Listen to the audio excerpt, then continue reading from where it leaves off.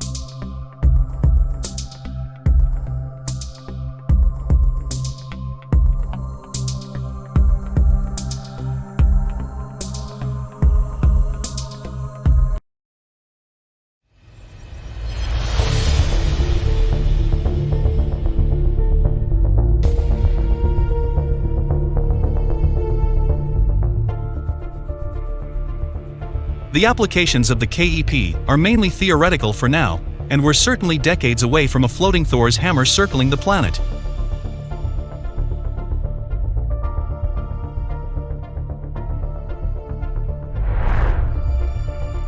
In the 1950s, Jerry Pournelle imagined the military equivalent of the extinction of the dinosaurs. Toiling away as a Boeing operations researcher in the afterglow of the Manhattan Project and the Soviet Union's first Lightning nuclear test in 1949, the U.S. Army veteran envisioned a weapons system armed not with munitions and other chemical explosives, but massive rods forged from heavy metals dropped from suborbital heights.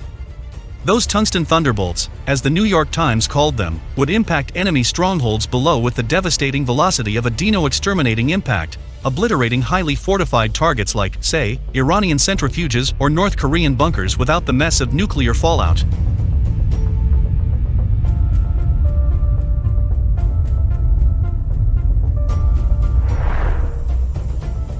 Pournelle, whose years of experience in aerospace would fuel a career as a journalist and military science fiction writer, named his superweapon project Thor. Others just called it rods from God. In reality, weapons researchers refer to it as a kinetic energy projectile, a super-dense, super-fast projectile that, operating free of complex systems and volatile chemicals, destroys everything in its path. The idea of kinetic weaponry raining down inert projectiles on an enemy with deadly velocity is far from a novel concept. The trebuchet was the backbone of successful sieges for hundreds of years, from ancient China to Hernan Cortés' subjugation of the Aztecs.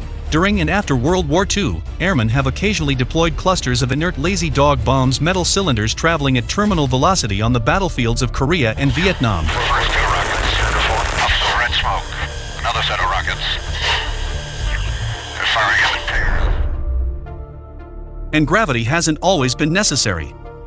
For decades, militaries have used ultradense kinetic energy penetrators, also known as KEPs, specially designed shells often wrapped in an outer shell, a sabot, and fired at high velocity rather than dropped from the sky, to defeat defense armor. That's the fundamental logic underpinning the U.S. Navy's highly touted electromagnetic railgun, which can blast a 25-pound hypervelocity projectile with 32 megajoule muzzle energy through 7 steel plates and obliterate whatever that armor is supposed to protect.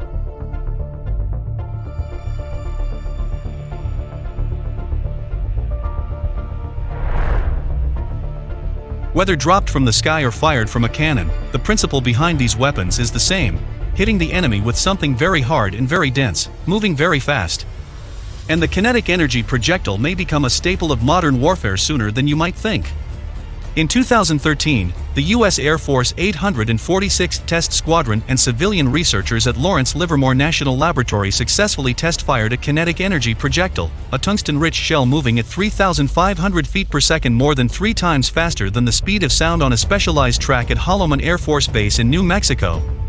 More recently, the Pentagon has tested the Navy electromagnetic railgun's hypervelocity projectiles with the help of conventional U.S. Army howitzers. The Navy hopes the completed cannon will be able to launch shells at up to 4,500 miles per hour, 6 times the speed of sound.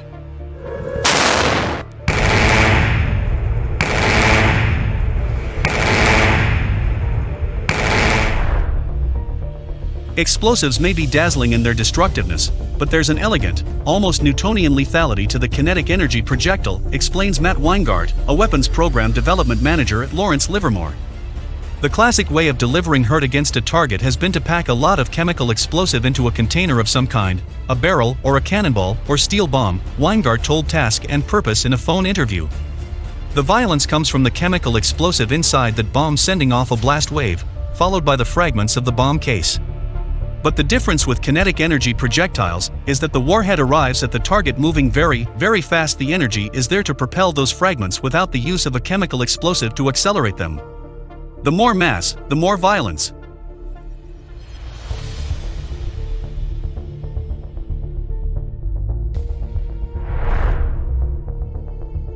The concept of the hypersonic impact that defined Project Thor and its devastating potential hasn't been lost on defense officials. Military researchers are continuing to explore battlefield applications that take advantage of high terminal speeds to deliver much more energy onto a target than the chemical explosives they carry would deliver alone, as Army Major General William Hicks put it at the Booz Allen Hamilton Direct Energy Summit in March. "Think of it as a big shotgun shell," Hicks told the assembled crowd. "Not much can survive it. If you're in a main battle tank, if you're a crew member, you might survive, but the vehicle will be non-mission capable, and everything below that level of protection will be dead. That's what I am talking about.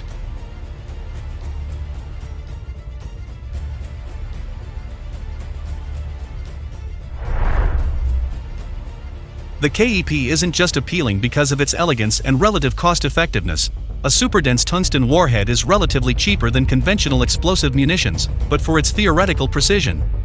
The hypersonic shell is designed to defeat enemy armor and completely obliterate structures and equipment with extreme precision, whether it's fired from ground artillery or deployed from an aerial or orbital platform. As Weingart explains, Hicks's vision is one of raining down violence across a large area without, ostensibly, risking military personnel and hardware. And the KEP's upside isn't just precision in targeting, but precision in the level of violence that the weapon actually deals out. Because the shell's yield is essentially a function of velocity and density rather than explosive payload, confining the impact's devastating effects to a specific area is simply a matter of physics. In theory, the KEP is basic physics, Weingart says, but the implementation is really, really hard physics.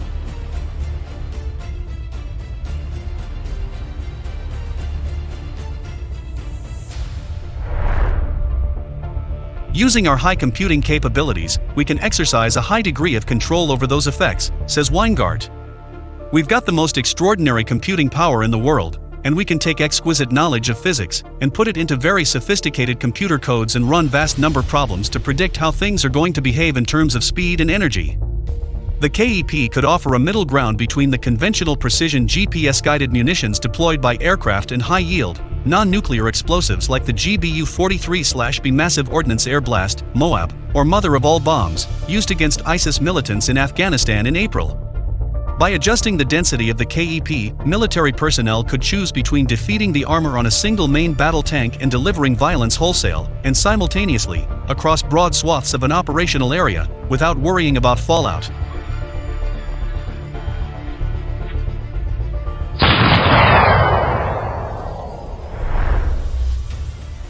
On the battlefield, you could do a straightforward calculation about whether the speed or amount of explosives are the most effective part of the warhead, says Weingart. Instead of putting explosives in, you just put in mass and heavy metals, regardless of delivery system or set of terminal conditions. General Hicks referred to it as a shotgun, he added. You can have a narrow or broad choke and spotlight a very small area with these effects if you're trying to pinpoint a well-localized target without damaging the surrounding area.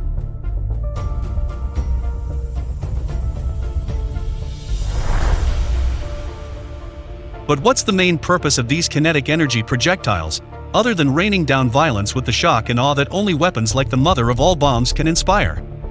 For Pentagon planners, it could be to counter Russia's tactical nuclear stockpile, according to Hicks, warheads that could appear on future battlefields alongside conventional weapons thanks to ongoing miniaturization efforts, according to the DoD's Russia New Generation Warfare study. Central to the weapon system's tactical appeal isn't its delivery mechanism, but the KEP warhead itself. While Weingart's focus is on the KEP warhead rather than the firing system or combat context it might deploy in, he agrees with the potential application envisioned by Hicks. He is talking about the return of widespread violence to the battlefield, the fact we've seen the Russians do that in recent years by bombarding areas like Syria and Ukraine, the likes of which we haven't really seen since the Korean War.